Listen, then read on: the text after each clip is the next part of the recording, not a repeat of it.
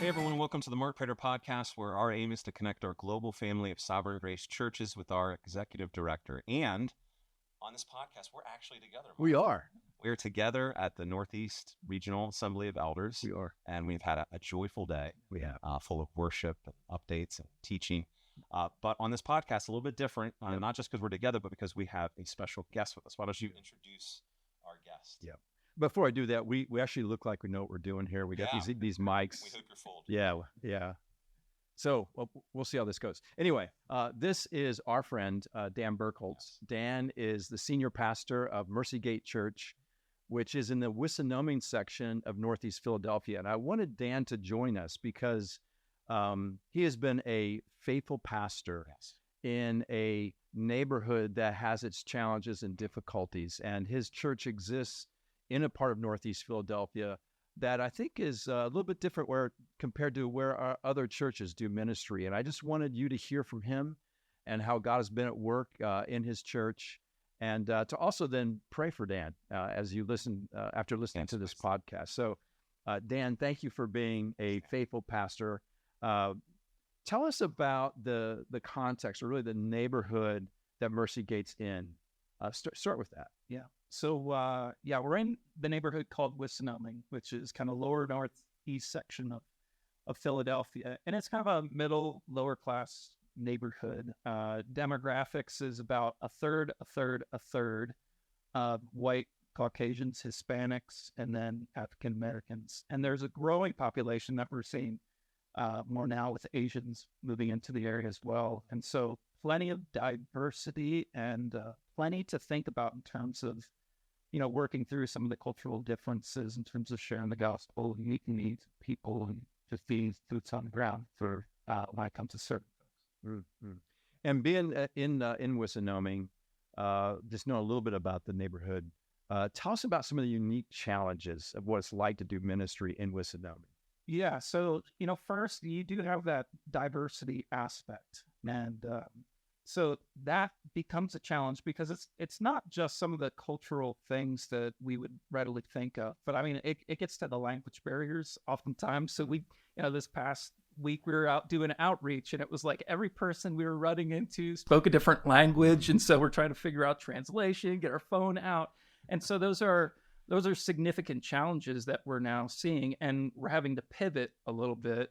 So even a few months ago, we bought translation equipment for the church, thinking, okay, folks are going to be coming in. They may be speaking different languages. We need to make sure that we're making the gospel accessible beyond those limitations there.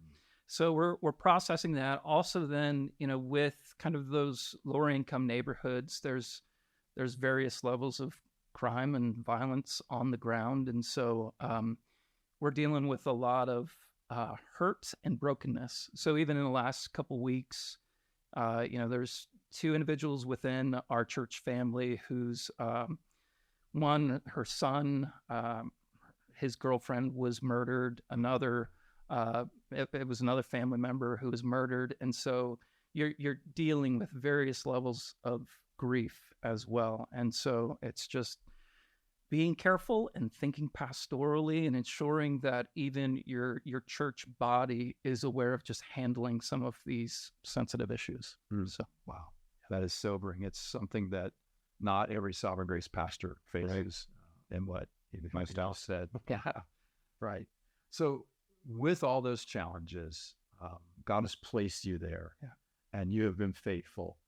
Tell us how you see God at work through Mercy Gate. Yeah. So there's a few specifics that I do want to just toss out there. And that is, there's been some folks who have just carried a burden specifically to kind of meet this need where people are grief-stricken. And so they've taken it upon themselves, folks in our church, to start a grief share.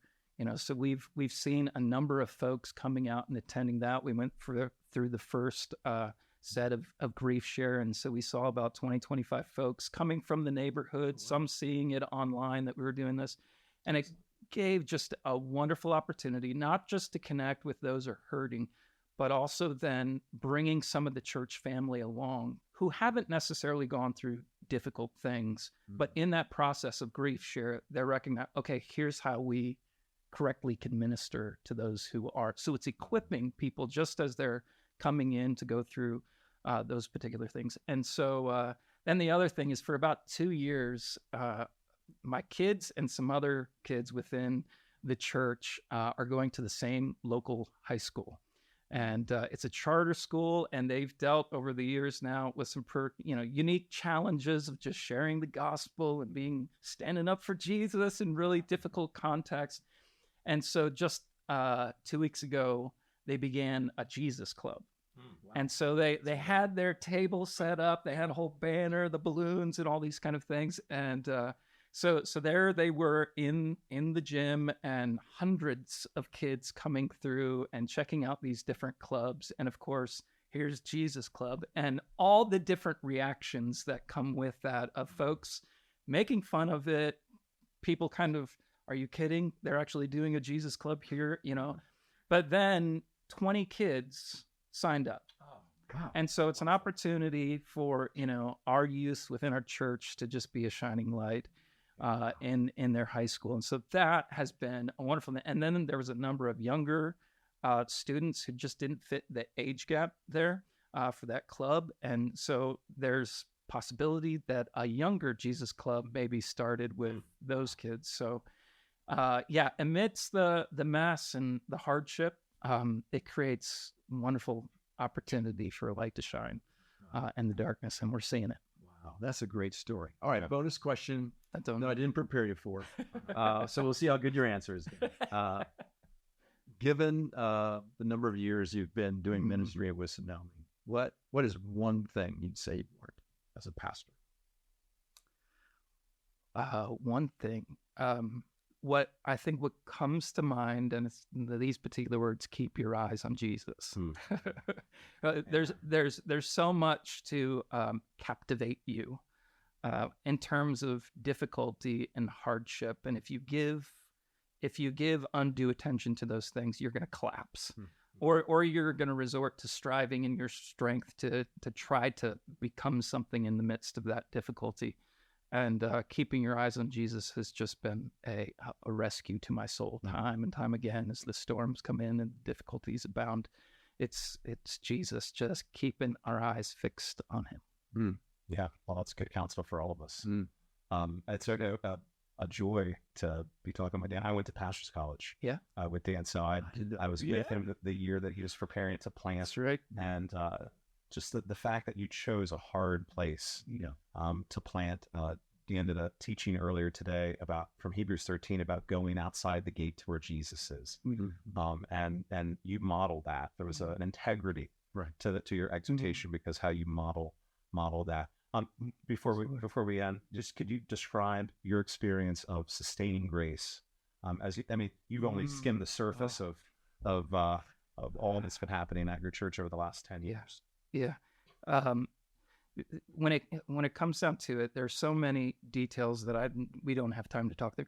But it is like God's providence, and all there's things that we prayed and we prayed and we prayed and we prayed for, and it's just there's no human possibility that you could manufacture the particular needs that you carried, but in God's providence, He just constantly shown himself faithful on the ground, and not just major ways where it's like yay, but in those really specific heartfelt ways where it's just like, I need this right now. If I don't have this, I'm gonna crumble.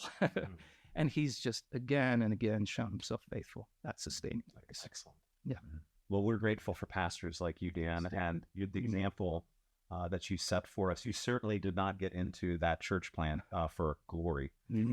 Precious little of that, but you did so for the glory of Christ. Amen. And the advance of the gospel. So we're grateful for you, Dan. Yeah, appreciate it. So thank you all for watching or reading. We'll see you here, Lord willing, next week. Bye for now. Thank you for watching. If you have questions or comments, Mark would love to hear from you. For more videos like this, hit subscribe on YouTube or by email at markkprater.com.